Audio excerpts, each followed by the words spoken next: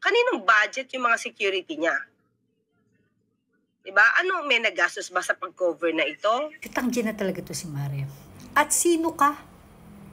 Sino ka para tanungin tungkol sa security ng Vice President? Baka nakakalimutan mo, no? Masyado kang high na high sa posisyon mo. Masyado mong damang-dama yung pagiging PCO USEC mo. Ibabalik ko lang sa'yo sinabi mo ha, yung palaging sinasabi ng mga kabatas. When the emotions are high, the intelligence is low. Chutang gina mo.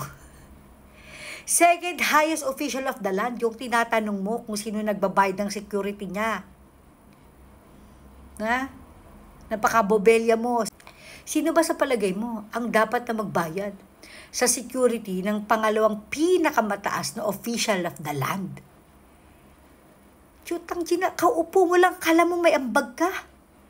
Kung hindi ka pa ginawang asong julol ng administrasyon na ito, di hanggang ngayon, nagngangawa ka sa vlog mo, di ba hanggang ngayon, pinagkakakitaan mo pa rin si Raffy Tulfo. Putang ina, tatanungin mo pa? Tatanong mo pa kung sino nagbabayad, wala kang pakialam. Alright?